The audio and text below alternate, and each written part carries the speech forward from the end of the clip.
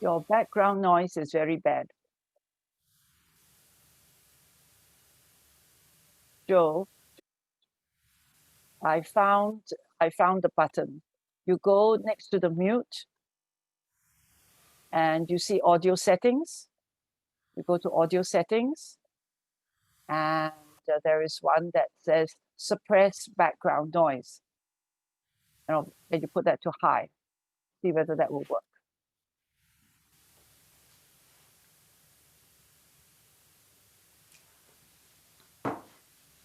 Otherwise, you have a very high background noise.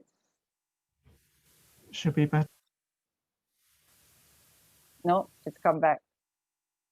Okay, it's off now. It's back. So it's coming in waves.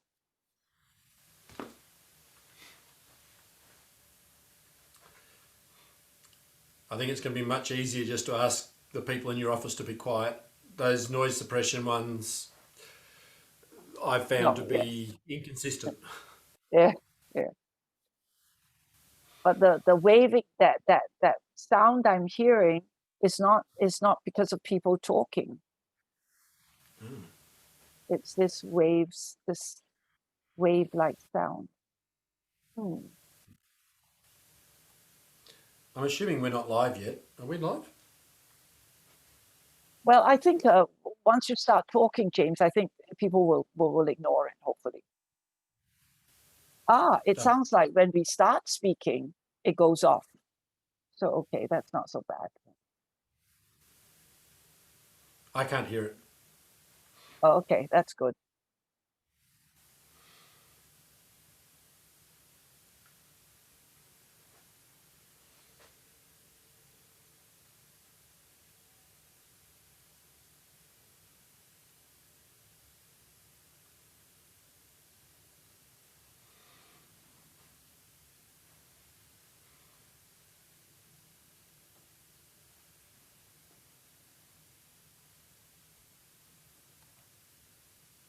And just to be clear, we're doing learning landscape today. Yes. There we go. Good. I saw the registration code for Habits of Mind. I've gone, Yeah. what?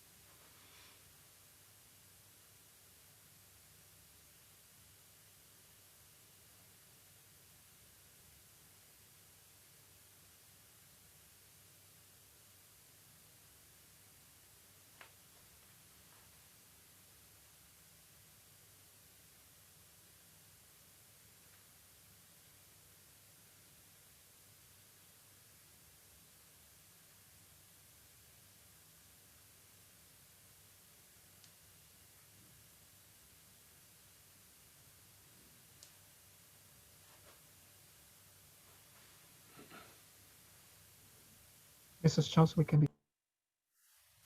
You can start.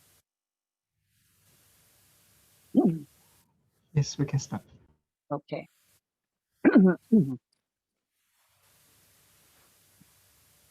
Well, good afternoon, everyone, and welcome to this session on the learning landscape. Let me first introduce to you Mr. James Anderson.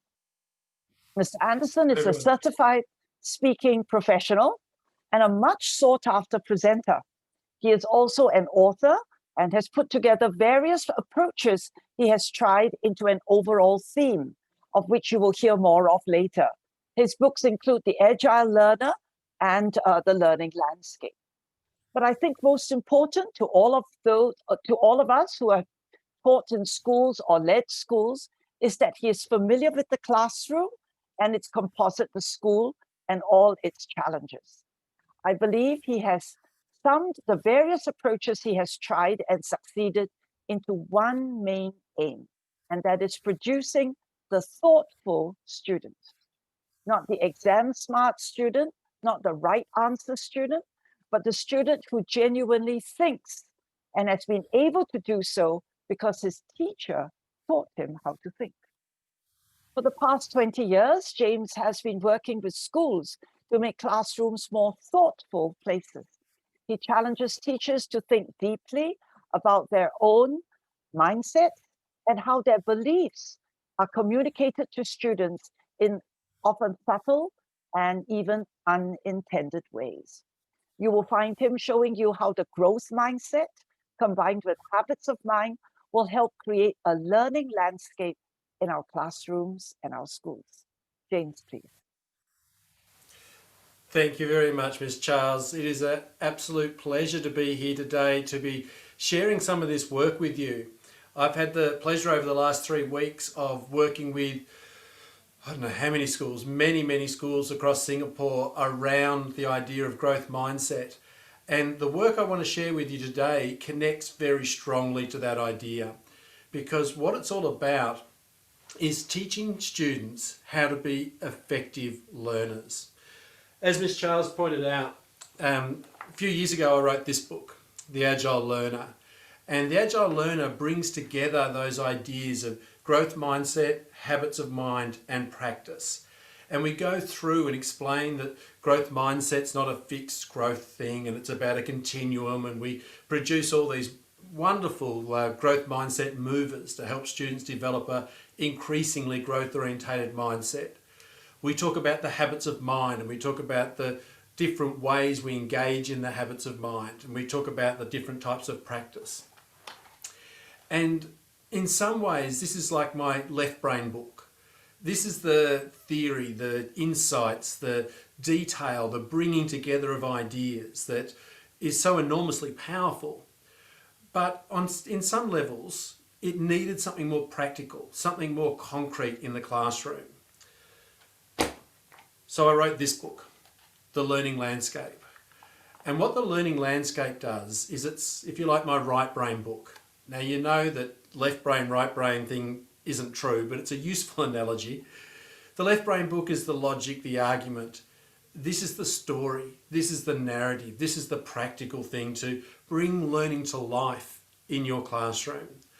What the Learning Landscape does is it takes that theory and puts it into a story that we can tell to our students. A way to bring that learning to life and engage them in the learning process. And importantly, it allows us to talk about what it means to be a skillful learner. You know, there's been a lot of conversation, a lot of conferences about effective teaching over the last 5 or 10 years in particular. It's been a big push internationally to talk about quality teaching standards. But I think there's been something missing.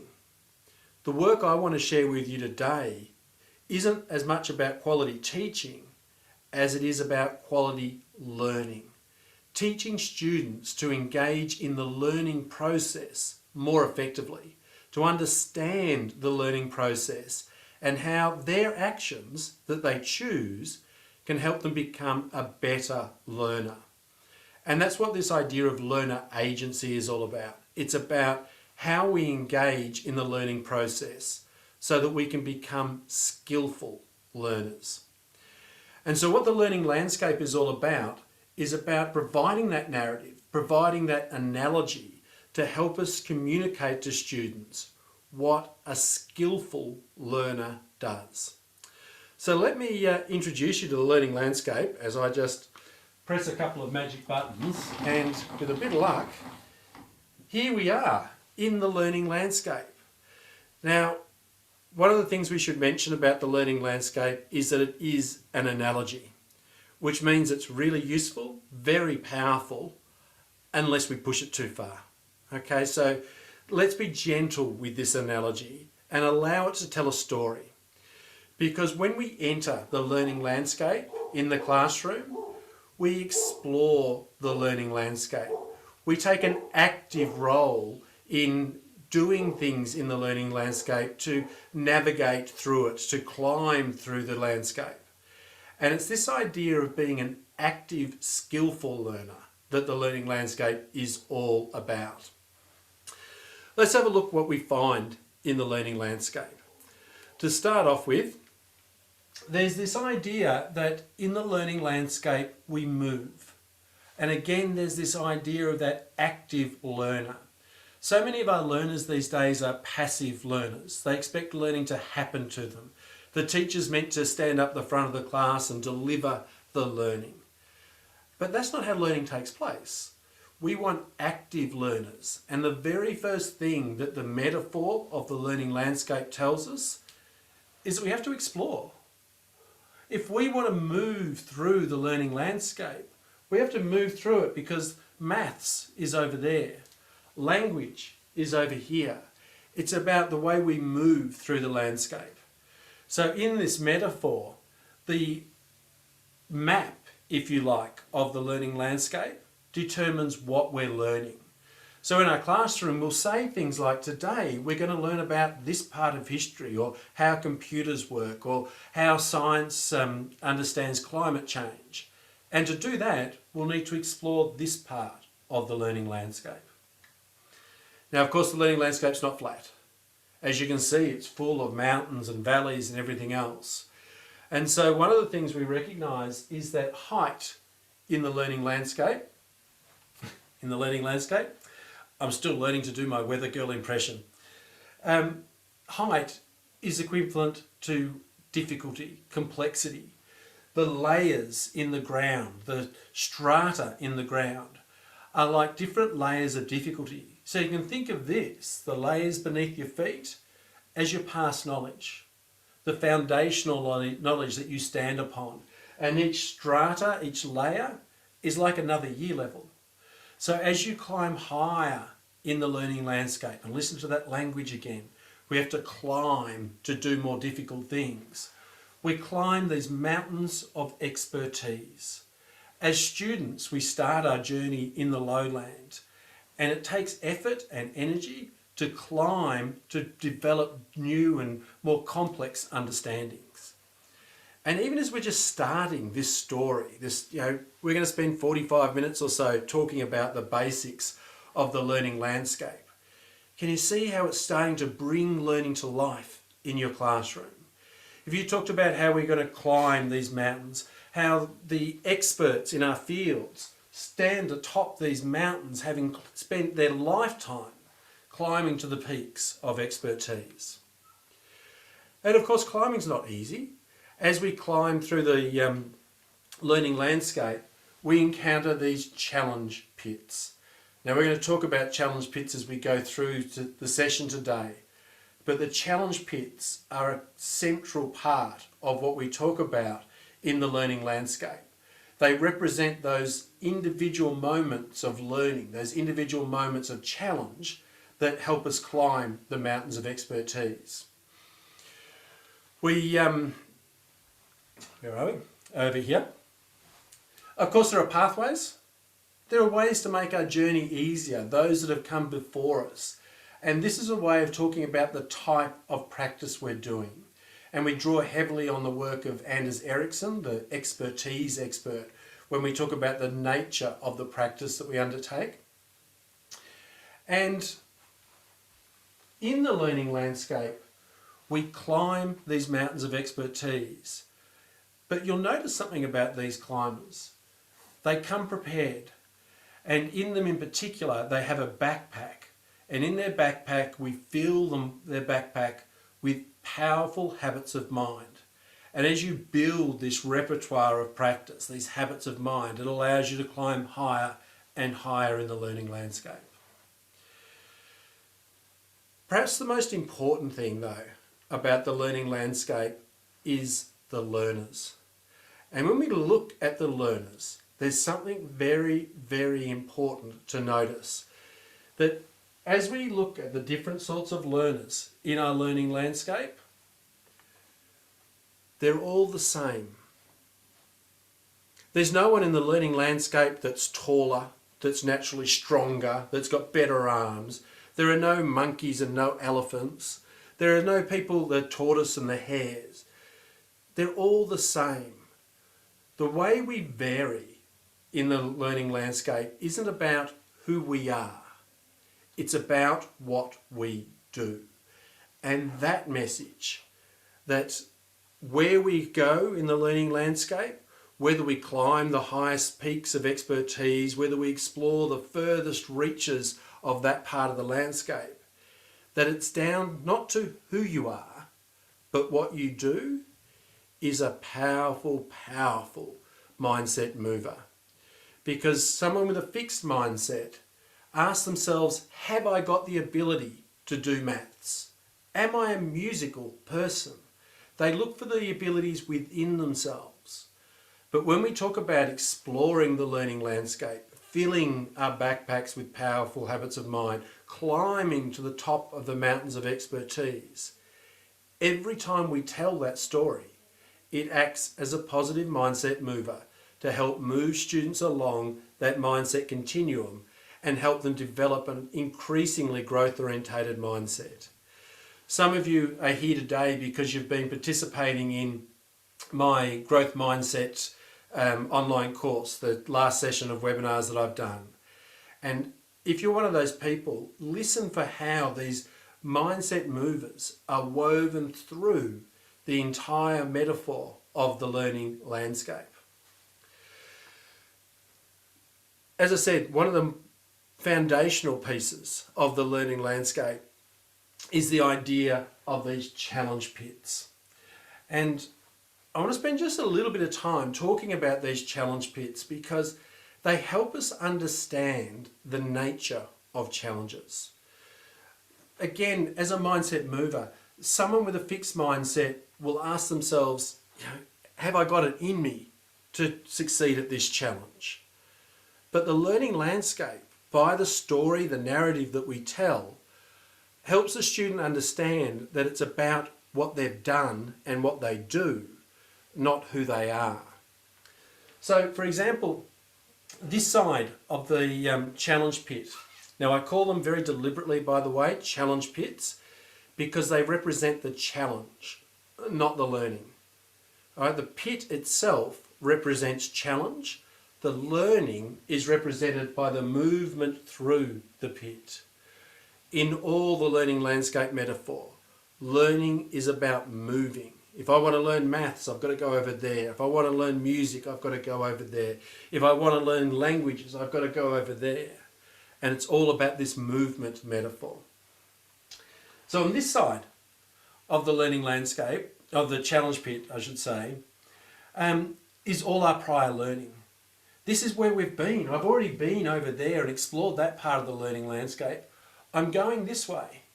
So everything I've learnt's over there, and my prior knowledge is under my feet. I bring everything I've learnt before underneath my feet. And I bring my backpack with me here. On the far side of the challenge pit, this is the new learning. This is where I'm heading. These are the things I need to explore, the part of the learning landscape that I need to navigate in order to move through it and achieve new learning outcomes. And something that I want you to pay particular attention to is the shape of this pit. Because the shape of the pit is absolutely critical to understanding the nature of the challenge. In this pit, the far side is just a little bit higher than the near side. And when you have a pit like that, this becomes a learning challenge. Because what we're trying to learn on this side, remember height is about difficulty and complexity. What we're trying to learn on this side is more difficult than we've achieved on this side. Let me just break out of the metaphor for a moment and explain what this means and how it helps students understand the learning process. Most of you have seen a student who has learnt in this sort of way. In the beginning, it was pretty easy, but at some point they get stuck. At some point learning slows down and progress comes to a stop. The reason that happens is that this area down here, this is what we call our learning zone. Now, our learning zone is full of those things that we learnt long ago, things that we mastered many years ago, and it's also full of those things that I call easy tasks we haven't done yet. Things in your comfort zone you've already got the abilities to do. Now, I'm using some language here that's going to become important as we move through this session. To do things in our comfort zone represents things that we've already got the abilities to do. We mightn't have done them, but we've got the ability to do them. It's a bit like as an adult trying to learn the 13 times tables. Most of us haven't done it, but we've all got the ability to do it. If we just put our minds to it, we could know them by tomorrow. So our comfort zone is full of things that we've already known, places we've already been in the learning landscape, and places we could go easily because we've already got the skills. Our performance zone here. Our performance zone is our best. This is where we find it difficult to go better because we don't have the ability to go any further. And the thing with our performance zone is that it's seductive. Like, don't we love being in our performance zone? Don't we just love getting out there and showing people what we can do? We can do it well, we can do it confidently, we can do it without any mistakes because this is us at our best. The problem with doing your best is that you don't get better by doing your best. You get better by going just a bit beyond your best, just stretching beyond your current abilities, stretching yourself a little bit. And that's where our learning zone is. Our learning zone is that little bit above, beyond our current abilities. And of course, the problem with going beyond your current abilities is you fail. I mean, if you could do better than your best, we would call it your best. So the reason people have trouble getting into here and succeeding is they lack the abilities to succeed at that level of difficulty. What we're talking about in the learning landscape is developing what we call learning agility. Learning agility will allow us to raise the bar. Now, as we raise the bar, a couple of things happen. Watch what happens as I raise this bar. As I teach students to do more difficult things, can you see that the comfort zone is getting bigger and bigger and bigger? Now, this has a direct analogy in the learning landscape. Helping students understand where they are going in the learning landscape is reflected on this diagram. Things that are in your comfort zone, this is the zone of doing more. It's the thing that you've already got the abilities for, and it's easy to do. It's something that it's like learning the 13 times tables. But as you'll see in a minute, it's like going downhill. It just feels like, it just feels like a task. You'll do it. This level here in your performance zone feels like a performance. It takes everything you've got. But going up here in what I call the zone of better, doing better, not just doing more, this feels like a problem. Now, I'm sure if you take a moment, you'll Recognise this in yourself, in the tasks and activities that you undertake day to day, week to week, throughout the year. Some of them feel easy, like you can just do them. Some of them feel like you've got to put the effort in and put some concentration in, but you'll be able to do it. And some of them make you feel a bit like you're not sure. It's a struggle, and it's meant to feel like that. Now, the trouble with this metaphor, this story rather, is that it's not easy for a student. Imagine an 8-year-old trying to understand this.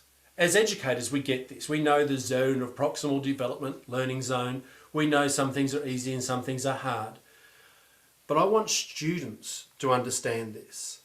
And the way to understand this in the learning landscape is to look at our challenge pit. In our challenge pit, the learning zone is this little bit here, just beyond your current standard. This is where you're starting. This is where you're finishing. A little bit higher. You have to go uphill. Your performance zone, well, this is just at the same standard you were before. This level here, this is your current best. And if you only work to that level, you've been to that level before. This level down here, this is what we call your comfort zone. And everything up here, this is what I call your aspirational zone. And your aspirational zone are those things that are too far out of reach to get to right away.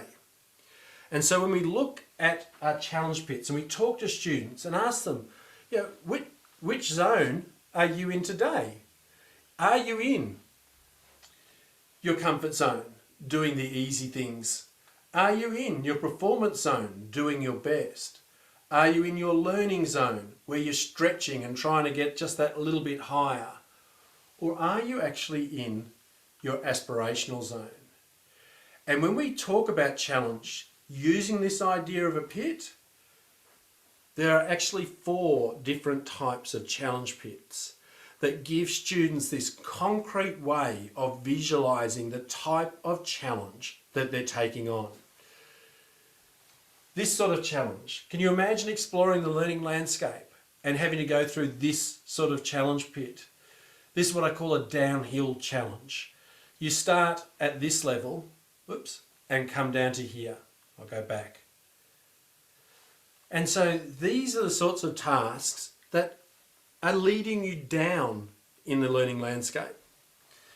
These sorts of challenges, on the other hand, a performance challenge, where the level you come in at is the same as the level you come out.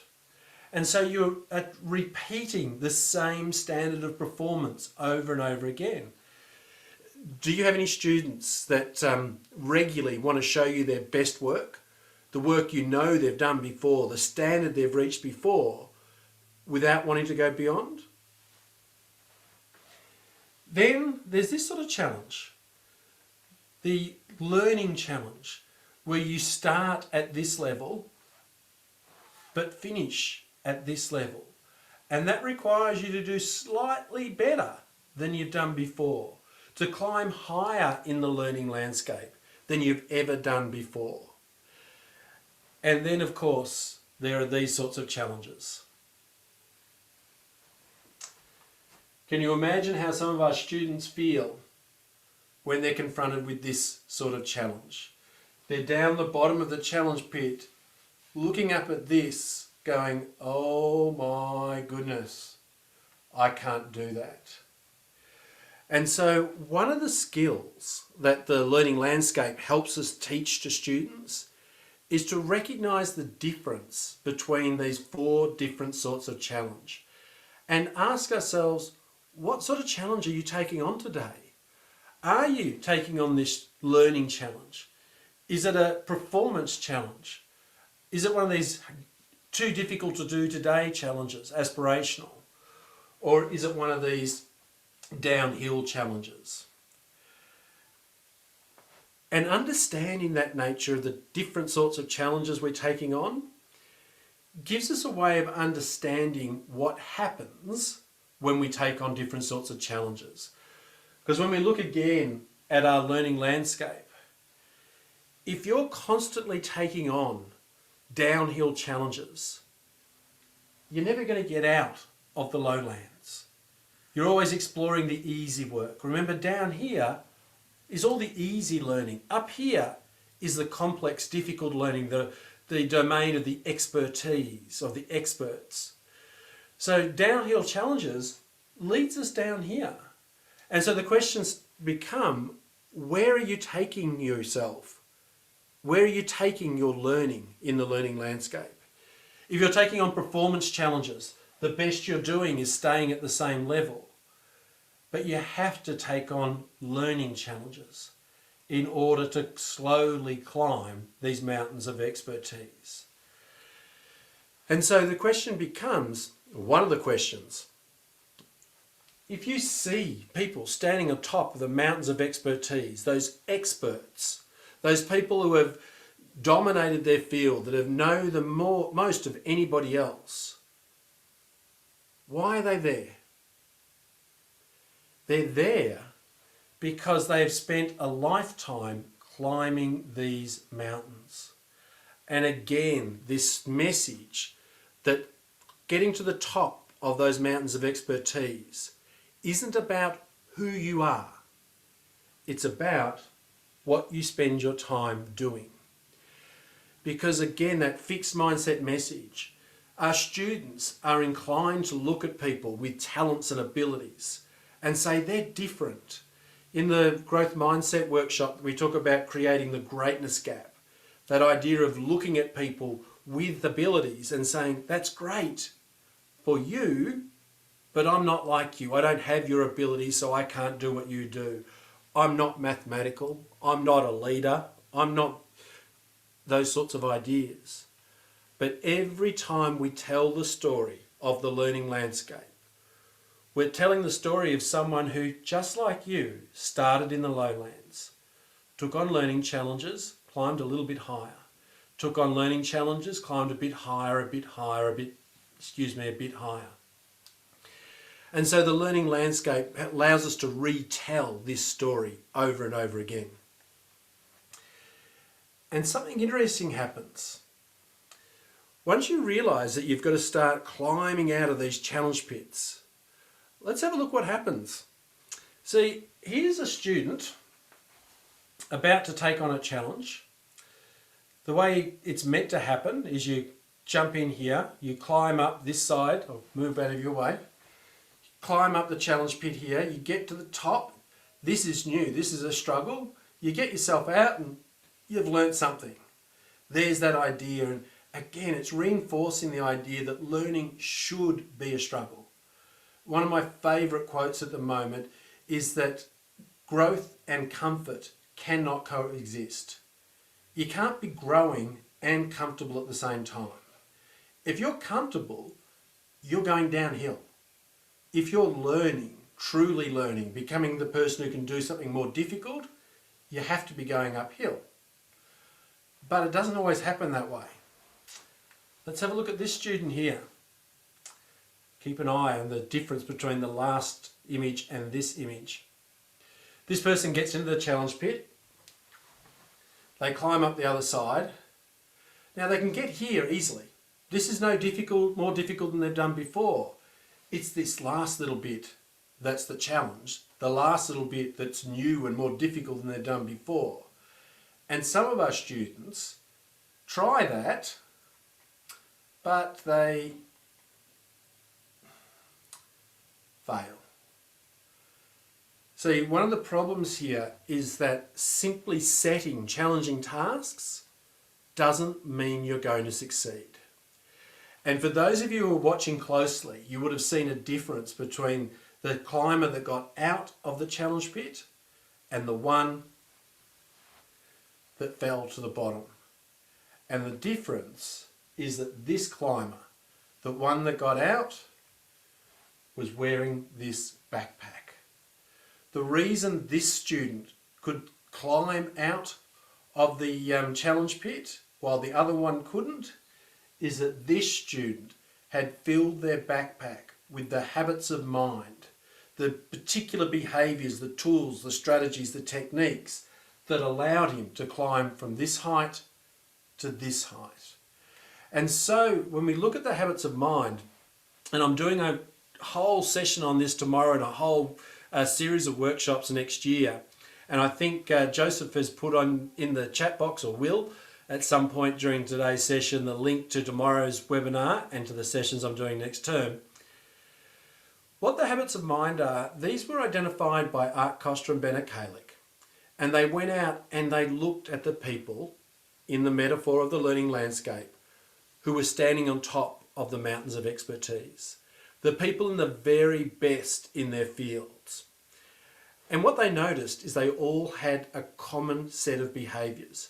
Even though some of them were doctors and some of them were mechanics and some of them were teachers and some of them were other things, that everybody standing on top of those mountains of expertise had a similar set of tools in their backpack. And they were these habits of mind. And what Art Costa and Bennett Kalick described were the dispositions that were skillfully and mindfully employed by characteristically successful people when they're in their learning zone. To help our students succeed at climbing out of those challenge pits, we need to look inside their backpacks and say, do you have the tools for the job? And when we see a student struggling and we look at them and go, you're not getting anywhere with this, take your backpack off, let's have a look inside, that's the reason. Let me tell you a quick story that I think illustrates this point. When I was at high school, sorry, this story always pains me just a little bit. But when I was at high school, I remember my year 12, my final year of school English teacher, coming into the class and saying, boys, it was a boys' school, boys, we're going to do some creative writing. And I just went, oh, why? Why? Like, seriously, I've been doing this for a long time now. Year 11 and 12, we did a lot of creative writing. And I did my best. Like, I really did my best. But every creative piece of writing I handed up, I got a C- or a D+. And I felt like looking at this teacher and just going, why bother?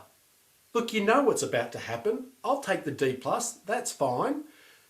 I've done 50 of these. Why do you think doing another one's going to change things? See, the only strategy my year 12 English teachers had to help me become a better creative writer was to ask me to write more creative stories. They kept pushing me in to that challenge pit that was creative writing. I kept trying to climb out the other side, but I kept falling back in.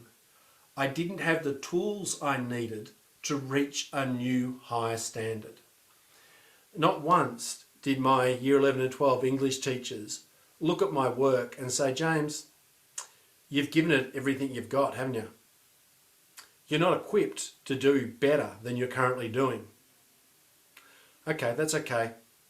Let me give you the tools you need to help you do better creative writing. Let's empty your backpack, have a look inside, and give you the tools you need to reach that new higher standard.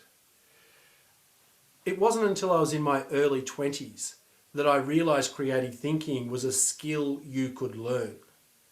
Up until then, I thought some people could just do creative stuff and I wasn't one of them. I had a very fixed mindset about my ability to think creatively. And can you see how the metaphor of the learning landscape preempts the question? If I can't get out of that learning landscape, it's not because I'm not creative. It's because someone hasn't given me the tools I need in my backpack to help me get out the other side. And tomorrow I'll be talking about these 16 habits of mind and what it means to use them and develop them and improve them to fill your backpack to allow you to climb to higher and higher levels in the learning landscape. In fact, I'm going to introduce tomorrow a tool that is literally a snapshot of what's in your backpack.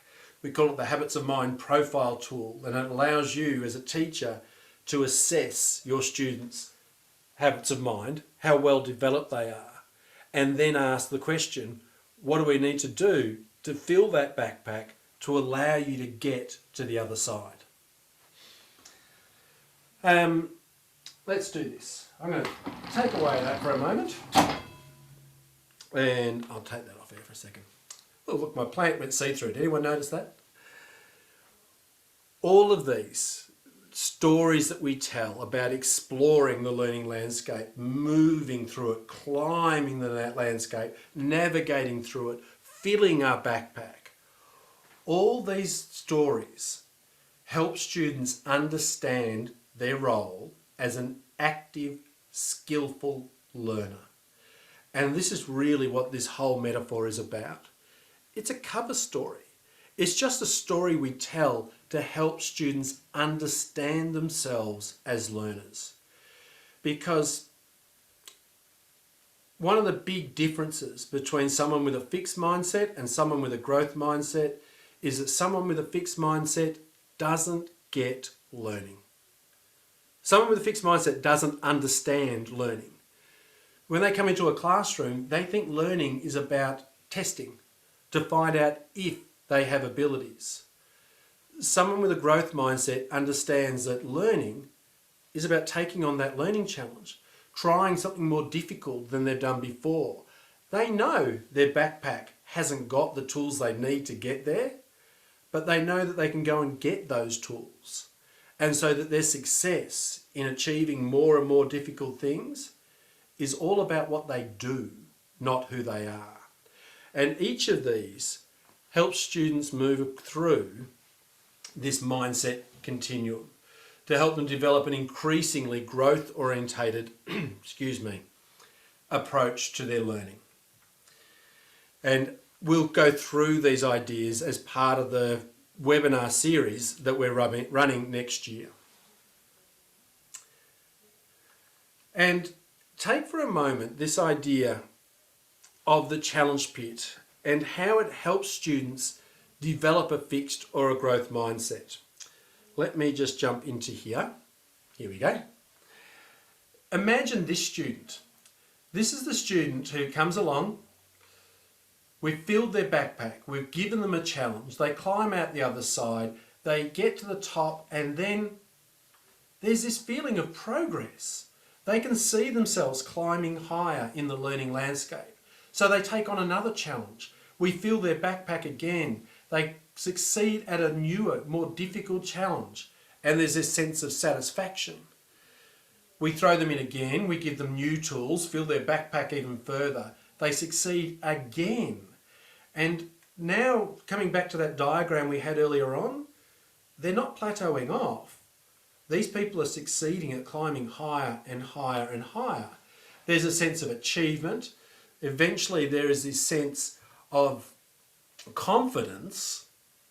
And as that continues, as they learn that they can climb higher, succeed at increasingly difficult tasks, they develop this sense of courage.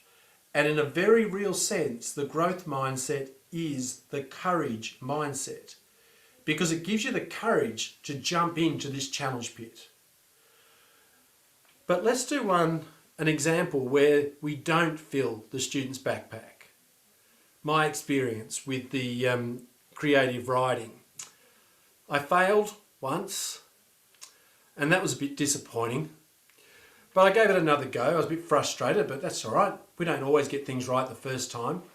I tried again, and without filling my backpack, I failed again.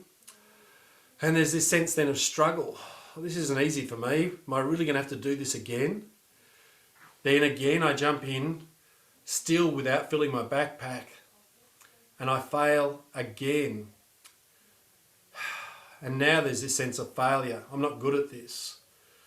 As that feeling continues, and I'm still not prepared, I'm plateauing off. I get this sense of resignation. I'm just not very good at creative writing. I don't think I want to do this anymore. And so I end up with this sense of fear. And in a very real sense, the fixed mindset is the fear mindset because it leads you to fear jumping into these challenge pits. You've got stuck down the bottom here so often that you just don't know what to do and you don't go there anymore. So as I said, this whole story, this analogy we use to help students understand themselves as active, skillful learners, helps them move across this mindset continuum in that direction from fixed to growth. Let me come out of here. Now, as I'm moving through this, I'm moving through it fairly quickly. I'm trying to give you the key elements so you can understand what we're going to do in the webinar series that we're conducting next year. If you've got questions along the way, if you've got wonderings and ponderings about the learning landscape or about how we work with it, in the question and answer button down the bottom here, put your questions in there. Miss Charles is there to look through the questions, to bring them together, and in a little while we're going to try and answer some of those questions.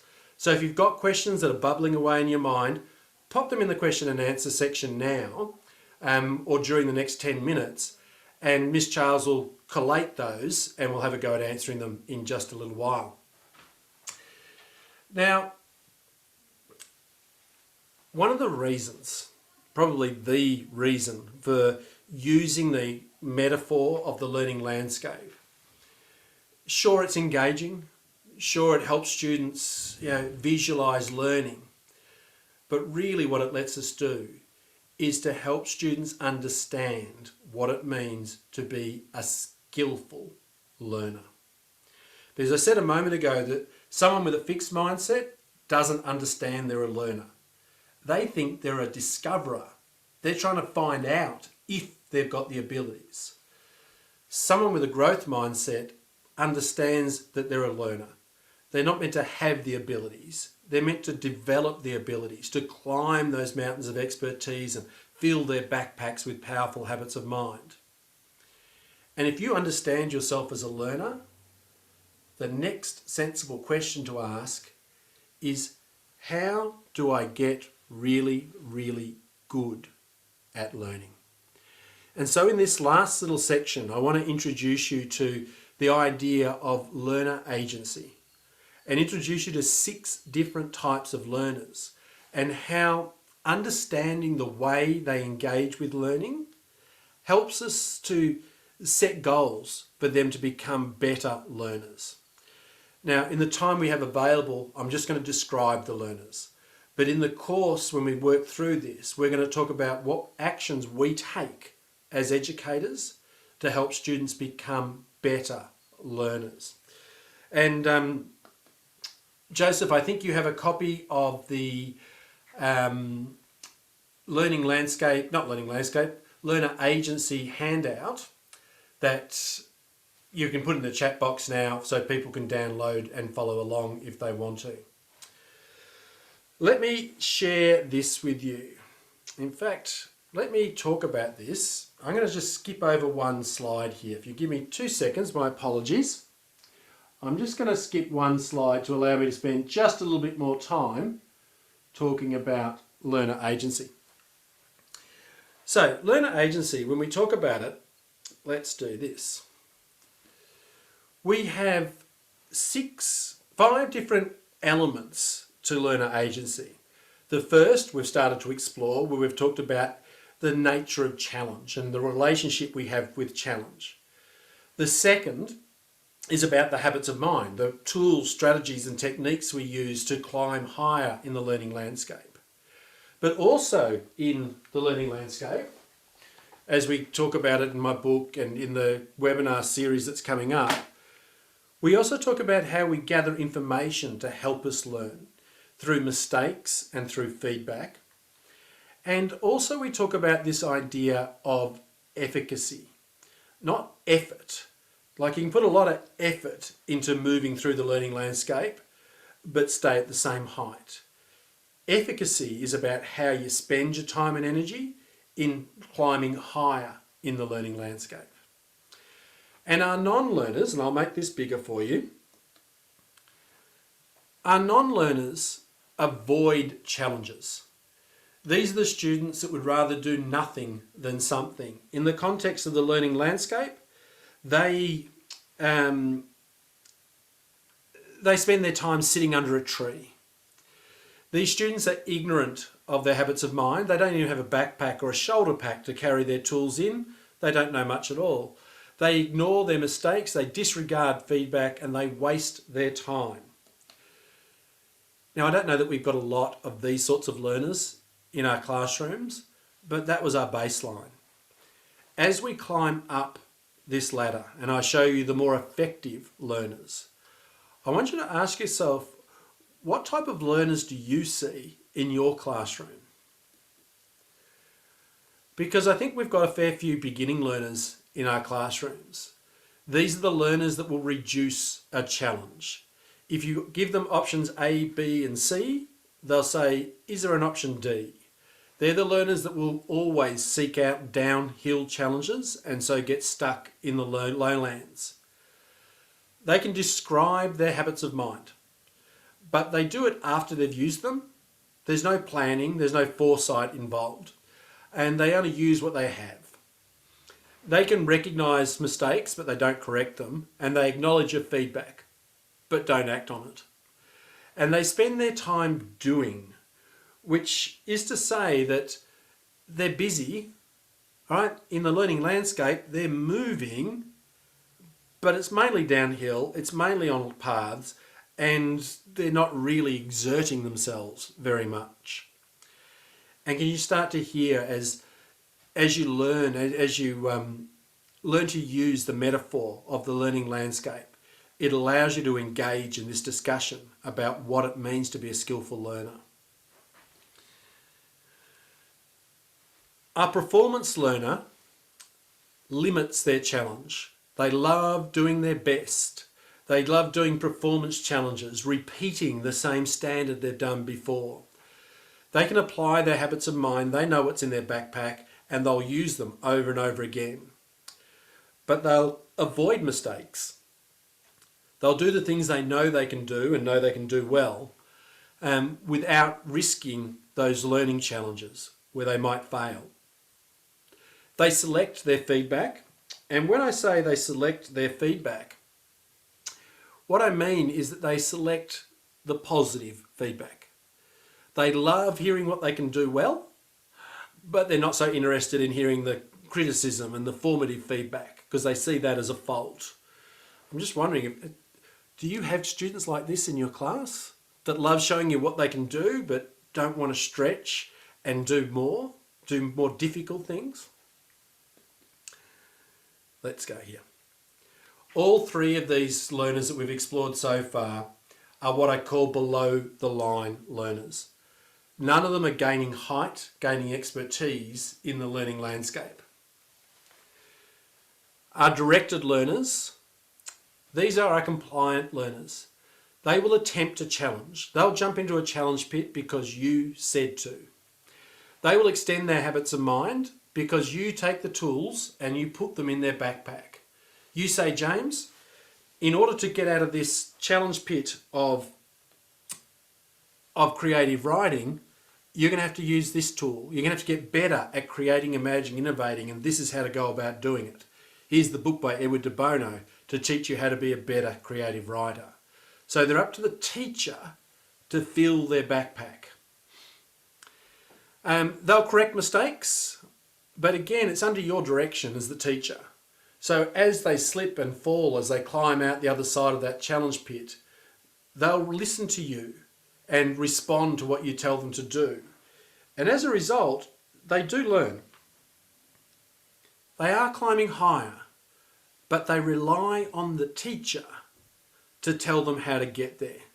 If the teacher moves away, their guide in the learning landscape, they're a little bit lost. So let's look at our next learner.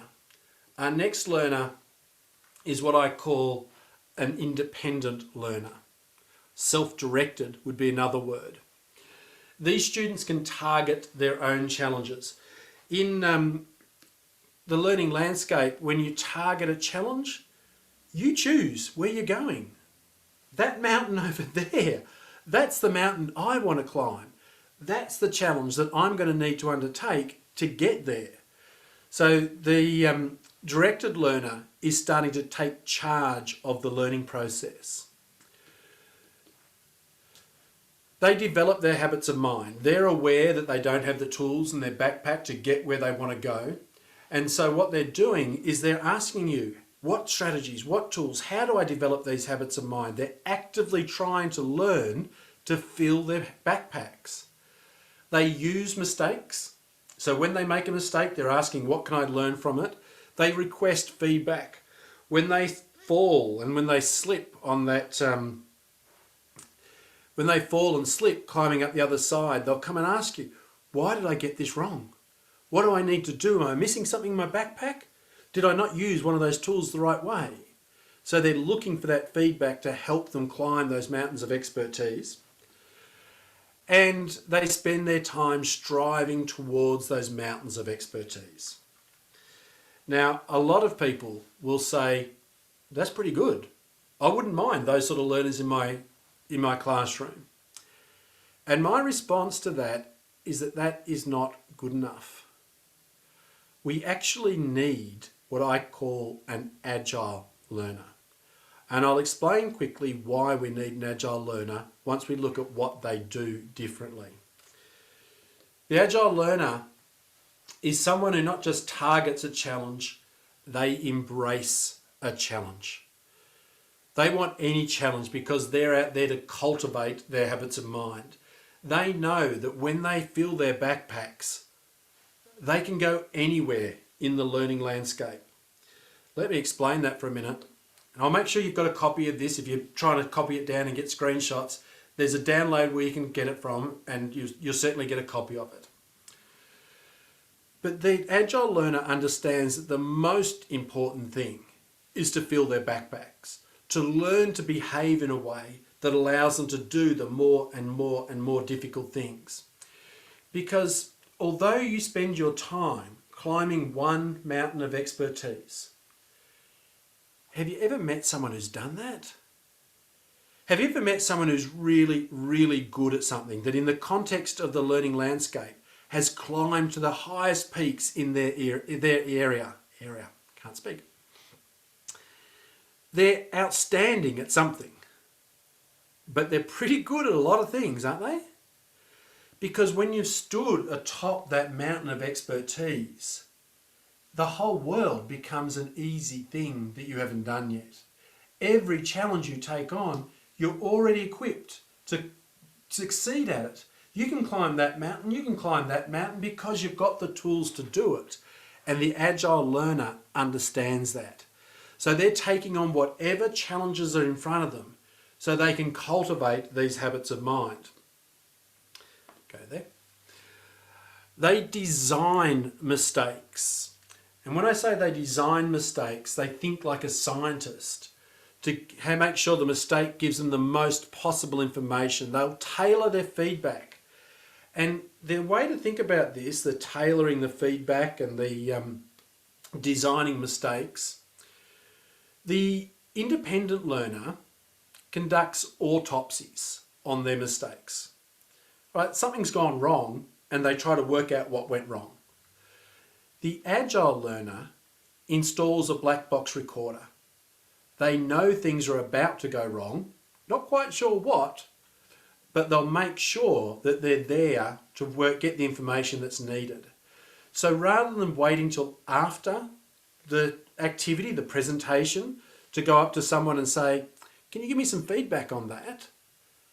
At the start of the presentation, they'll go up to someone and say, during this presentation, I'm going to be working on how I transition between my green screen, my slides, my screen, and my picture-in-picture. And I'd really love some feedback on how I do that and how I might improve. I'm preparing to get the information I need to improve. And that's what I mean by tailoring that information. And that's different to what the independent learner does, which is find out afterwards. And these people spend their time growing, climbing to the tops of those mountains of expertise.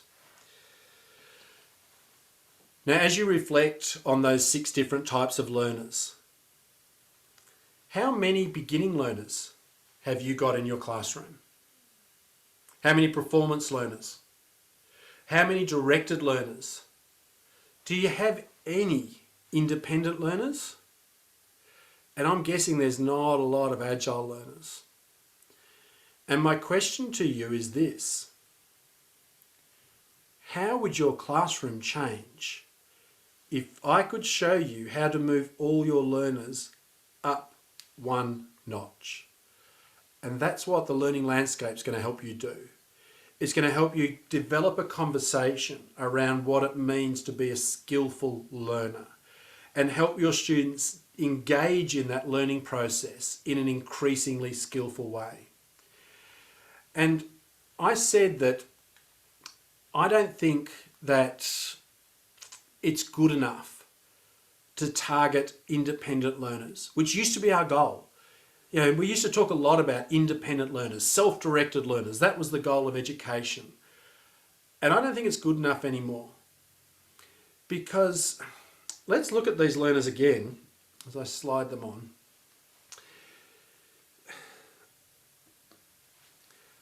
Are non-learners... Oh, I beg your pardon, that's the wrong slide. I'm just going to have to change slides again. I'm jumping around. Forgive me. Here. We'll get to that section on questions very, very shortly. Our beginning learner is fragile. They need a very protected environment. They're task-centred and they're only good for menial jobs because they can't direct their learning themselves. Our performance learners are sensitive to change. They can do what they can do and do it well. But if things change a little bit, they tend not to do it as well. They need a structured environment and they're very performance-centred. Our directed learners, these are the learners who are resilient. Now, I know we have spoken a lot in education recently about resilience.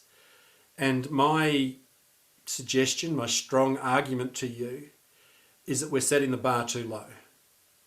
We've got to do better than resilience. And I'm going to show you what that means.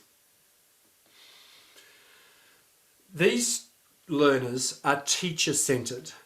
They love a structured environment, and I know when I meet one because they've got 5 degrees, all at the same level. Our independent learner is adaptable. As things change around them, they can shift their goals. And you've heard a lot about this at the moment. You know, how many times this year have you heard the word pivot? Like, this is what a directed learner can do. This was what I was going to do this year. Oh, this year's changed. Oops. Okay, what am I going to do now? I'll go over here instead. They can change their direction. They do well in a evolving, predictable environment. And the sort of person that we see there sometimes, people like Einstein, these sort of people, they're actually selfish. If you think about it, the self-directed learner is a selfish person. They're doing what they want, and sometimes that's fine. I've got no problem with that. I'm glad Einstein said, okay, that's what I want to do. I see a lot of scientists, a lot of artists, a lot of athletes who are self-directed learners, who have their goals and that's what they want to do. But I think the world needs something better. And what the world needs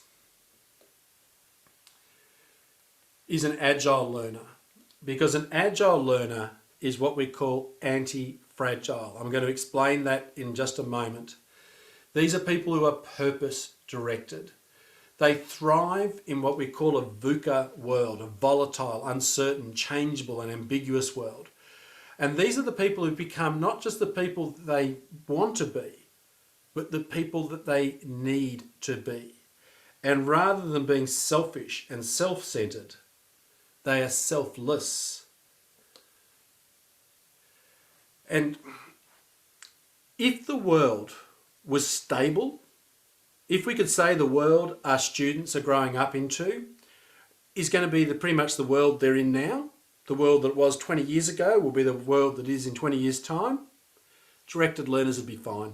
Just like my father-in-law, this is the world as it is. You can stay in the job your whole career.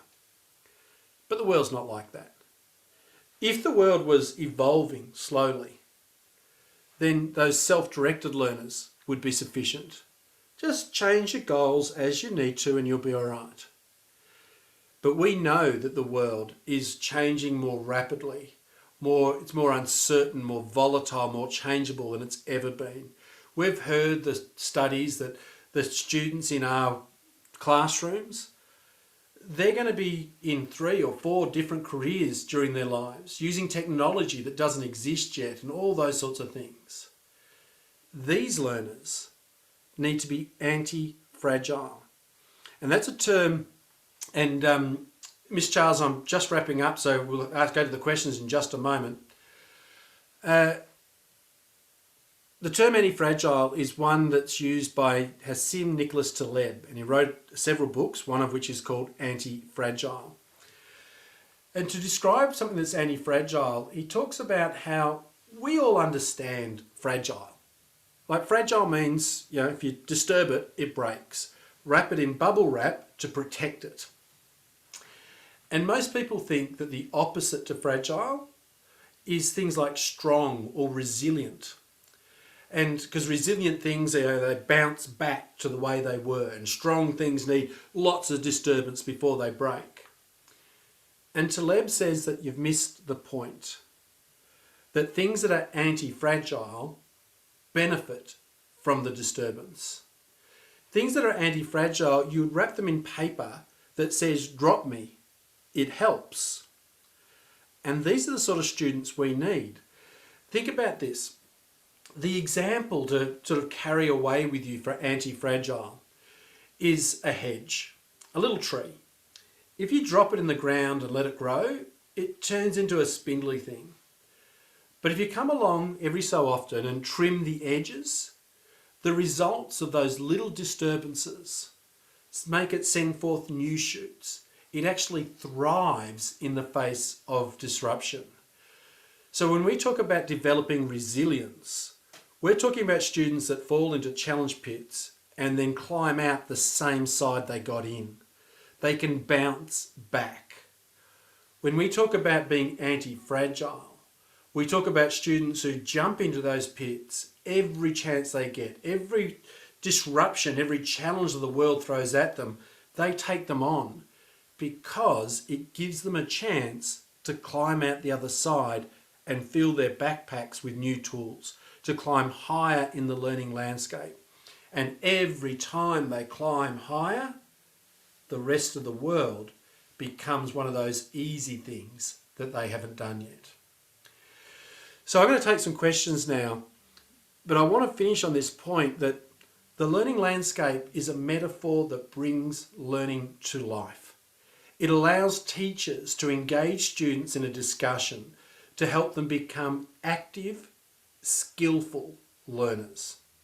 And in doing that, it teaches them to move on from being those performance learners and directed learners and independent learners, self-directed learners, to being agile learners. It is a way, the learning landscape is a way of engaging in this discussion of becoming a better learner. So I hope you'll be able to join us. I'll answer some of the questions and then I'll go through briefly what we do in the webinar series that we're starting next year. So Ms. Charles, are there some questions that people want answered? Thank you, James. Yes, there are. First, to start with, there is a question about whether you would actually share this learning landscape with the learner. Absolutely. Yeah. It's one of the reasons we did this, and it's a story we tell every day. We have that conversation about how we're going to explore this part of the learning landscape and learn about history.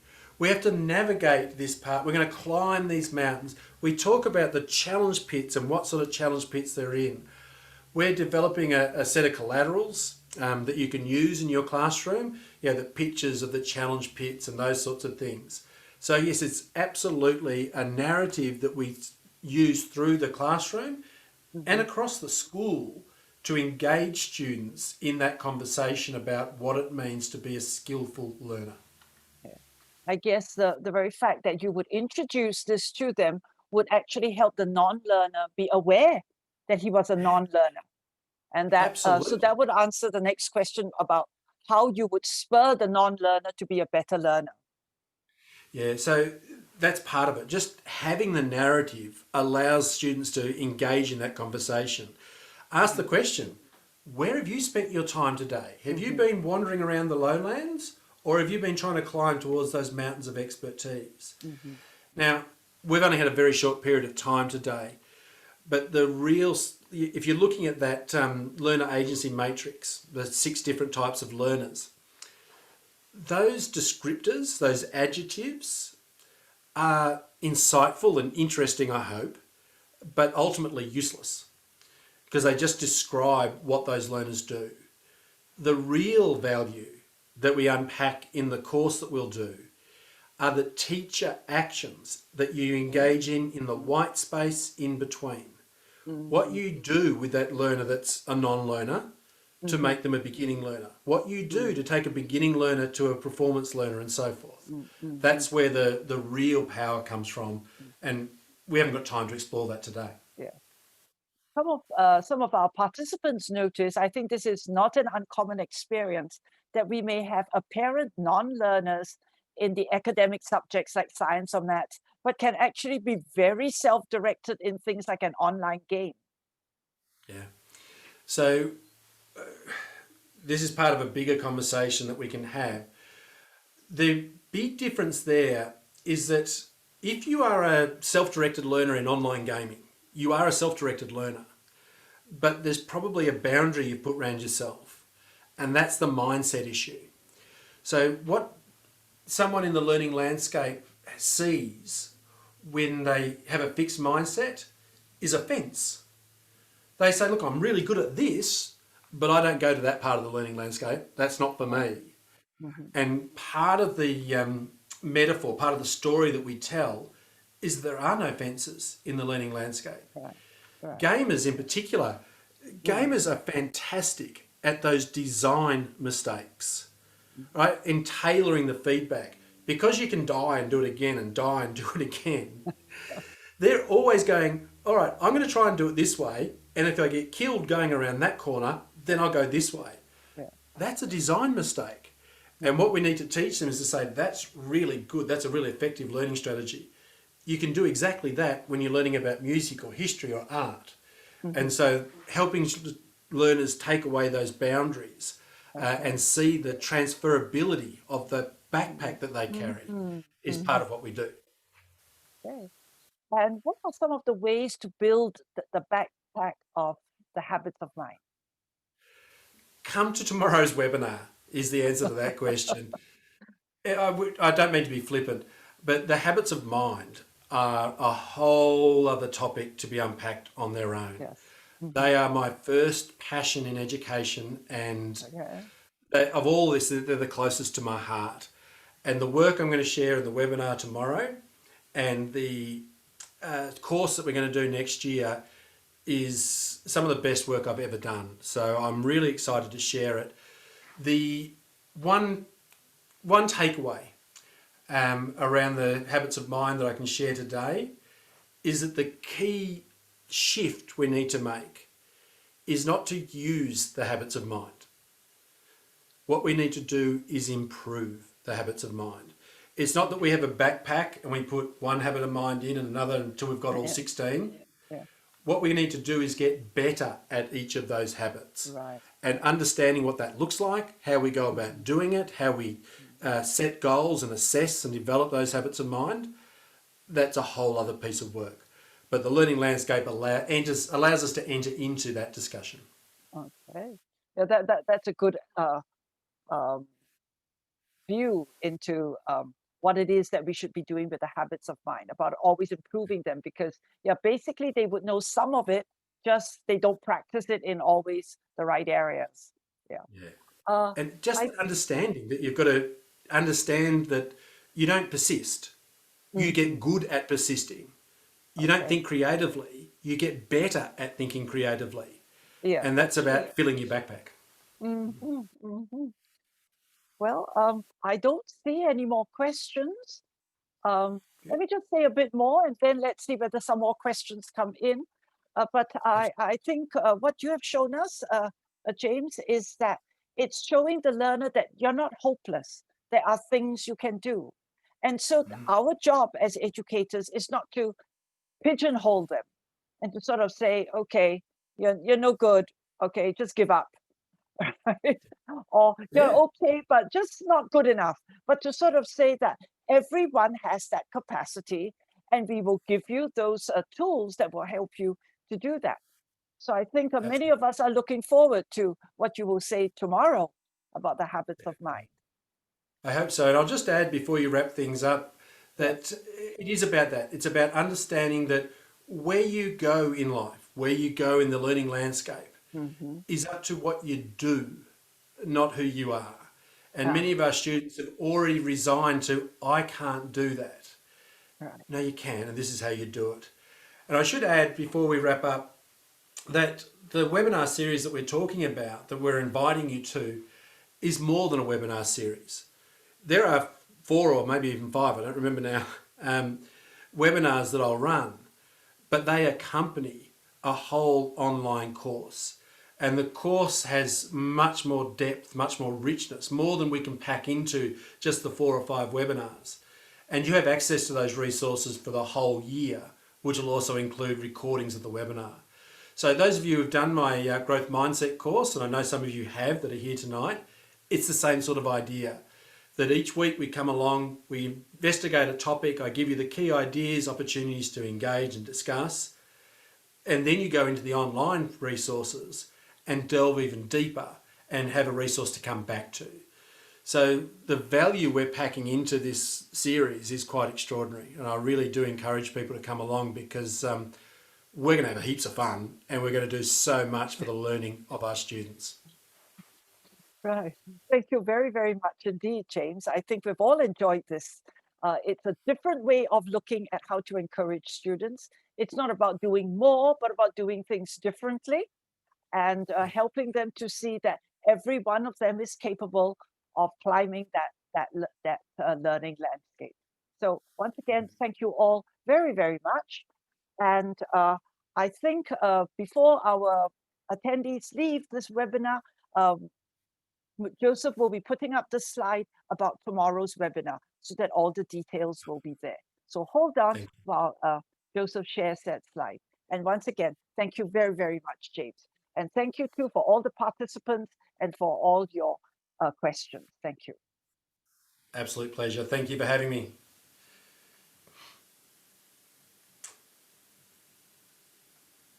So Joseph's putting up on the screen now the QR code and the link for tomorrow's Succeeding with Habits of Mind webinar, which is a bit earlier in the day, 10 a.m. Singapore time. Mhm. And really, I've got the tool I want to share with you that day, the Habits of Mind profiling tool. Oh, fantastic. Really, really excited about it. Come along, tell your friends, tell your family. Yeah, it's going to be great. I'm really looking forward to it. Joseph, I'll Okay, hand over to you. great. Thank you once again, James.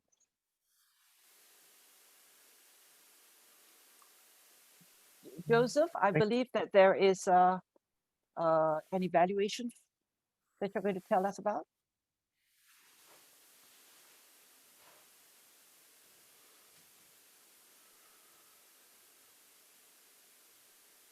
Yes, the evaluation, okay, after exiting the Zoom will direct you to the browser to fill in the evaluation form. Yeah, Okay, great. right after we exit the Zoom room. Okay, wonderful. Thank you and see you. Hope to see some of you again at least tomorrow.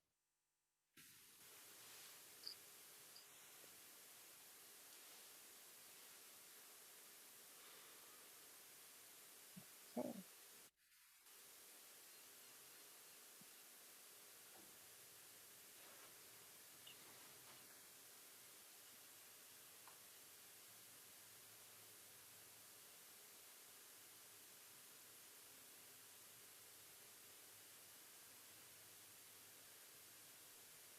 James, I think one of the participants asked about a PDF with the 6 columns Did I send you that today? because we have given them with the 5 columns. The PDF with the 6. This is the last slide. Yeah, I just use that as information, really. I can make that available. Yeah. Okay, you can send me the PDF. I will put it in the link. Tomorrow, those Yeah. who have attended the session today will receive the link automatically by Zoom. Okay.